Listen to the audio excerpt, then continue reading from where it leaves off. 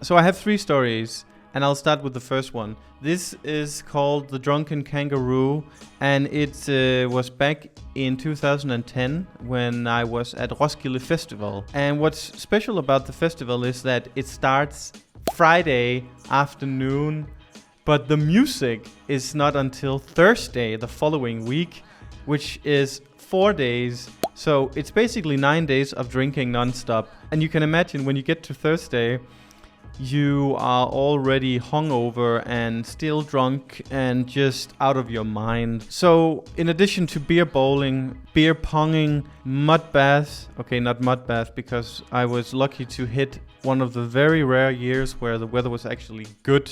We were sitting in our camp, and then eventually a group of people came by with a kangaroo stilt, and I was like, and I was doing pretty good until I did a 90-degree fall to my side. This shoulder ligament here, whatever, just popped out. I think the worst part of it was that I ended up with quite an aesthetic Quasimodo feel. It still works fine, but it looks like shit. Story number 2 I like to call Bloody Rooftop, and this might qualify as perhaps the dumbest thing I've ever done. This was back in Copenhagen at the rooftop of my old apartment. I was living right next to the postcard of Copenhagen, Nyhavn. Very nice place, very nice rooftop. We're sitting up there with a bunch of friends. The booze was flowing like wine in the fountains of Versailles. We had a bottle of red wine, I believe. We wanted to open it. The problem with this beautiful rooftop was that to get to my apartment, you had to go down from 5th floor and then in the next building and up to 4th floor and then back. We didn't have a bottle opener for the wine. So we were like, how do we open this bottle? Well, as the creative genius I am, I took the top grate from the grill, and then at the end you have these little metal spears. And I was like, what if we just push it down on the cork? And that we did, me and my friend, and I was pushing the one side from top and then down at the bottle. And my hand was right above the bottle. As we were pushing, obviously because of the pressure inside the bottle, it shatters and my hand just goes down. The bottle went through my hand, not all the way through. I couldn't really feel the inside of these 2 fingers here. And turns out that those were the nerves that were cut. It was a problem for a while because when you don't have feeling in your hands, you know, you're not very good at using your hand. So it took a while before I got used to it. My 3rd story is a drinking battle against a crazy Irishman. It was Valentine's Day in 2018.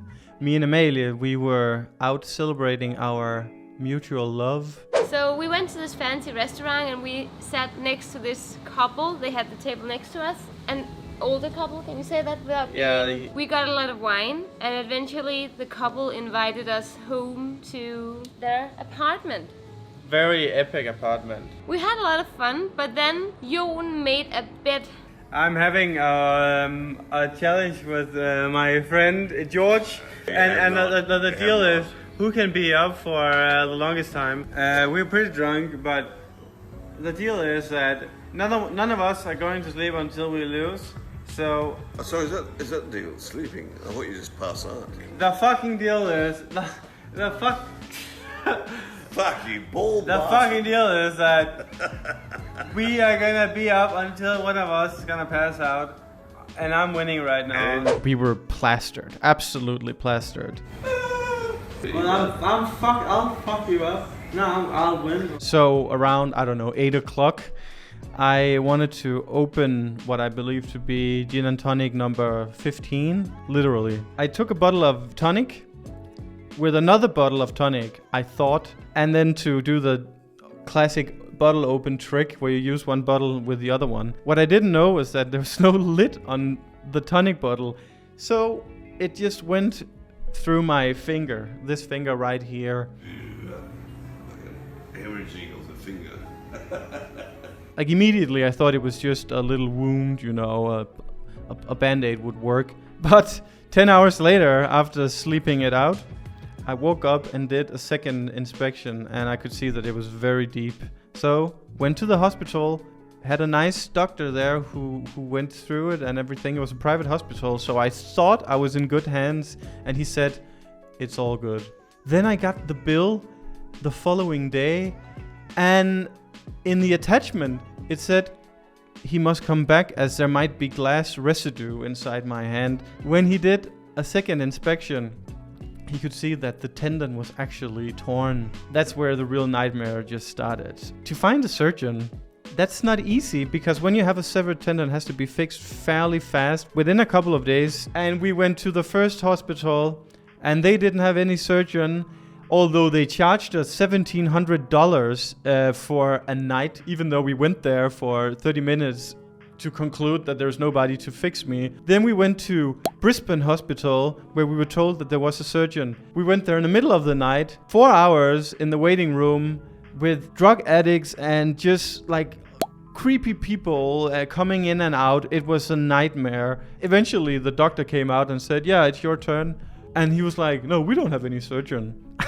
So nobody could fix me. Suddenly we were out of hospitals. It got to the point where I was crying. Amelie was crying because we didn't know what to do. I had to give this. I mean, we're talking about my hand. It has to be fixed. Long story short, we finally found a doctor who then gave us the contact to a private surgeon who then fixed me. Actually, it turns out we had the best surgeon in the entire country. That experience is still heavily traumatic for me, and it ruined our until then amazing road trip around Australia. So yeah, those were my worst drunk accidents. Not life-threatening at all, but I do have a couple of bonus stories. For example, in Denmark, I had an evening where I was so drunk that I was sleepwalking to the window at my parents' apartment on 12th floor, trying to open the window and I think jump out. Amelie was the one who saw this. The good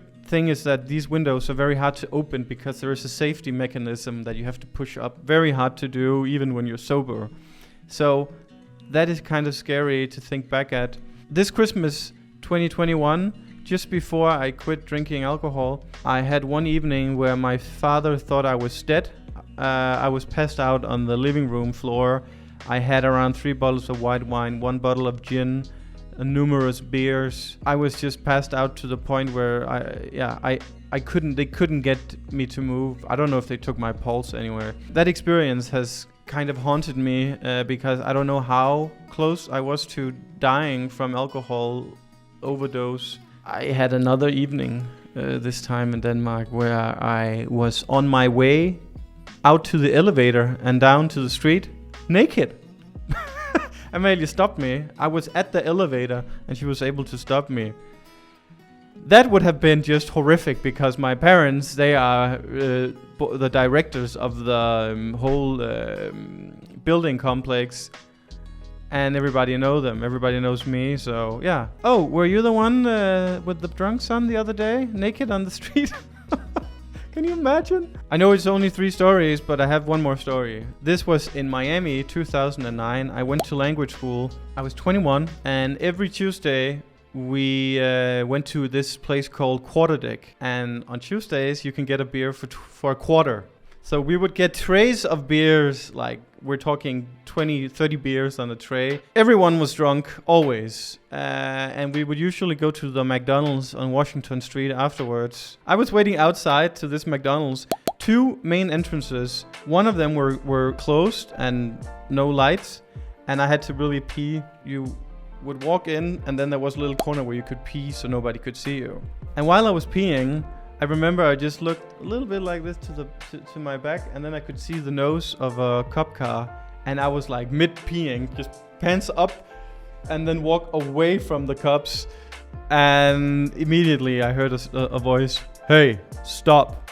Yeah, I was arrested, thrown on the cop car, handcuffed, and I was so drunk that they thought I was on drugs, so they were just basically having their arms up my ass because they couldn't find any drugs because I was not on drugs. They took me to interrogate me and find out who I was. And I only had one ID on me, and this was a fake ID because I was 20 years and 11 months right before my 21st birthday. And, you know, in America, you can't drink until you're 21. The cop was like, so your name is Marcelo. That was my name. My name is Jon. And I was so drunk at this point that I was contemplating just going with it. But I said, luckily, I think I said, that's not my name. It's a fake ID because I'm not 21. And then one of the cops, he was brand new, but he just wanted to punish people. He was like, oh, so you're really screwed. I remember he said, luckily he has his supervisor who was guiding him, and he was the one who saved my ass because fake ID is a felony. So long story short, I was charged with a misdemeanor for public defecation, and I was sent to Miami-Dade County, where I spent 14 hours before being presented in front of a judge on a screen who, let me go. But now going to America for me is a nightmare because I need a special visa because I went to jail. That was a good story. And I think my point with these stories is to entertain you, I guess, but also as a reminder to myself and to other people that alcohol can be really dangerous in some instances. I think the more I've been drinking, especially the last couple of years, the accidents and the scary incidents have become closer and closer to each other. And that worries me if I was to continue. You know, what would happen within another 10 years? When would I drunk drive and end up in a lethal accident? So yeah, that was my story. Hope you enjoyed it. Cheers. And mineral water.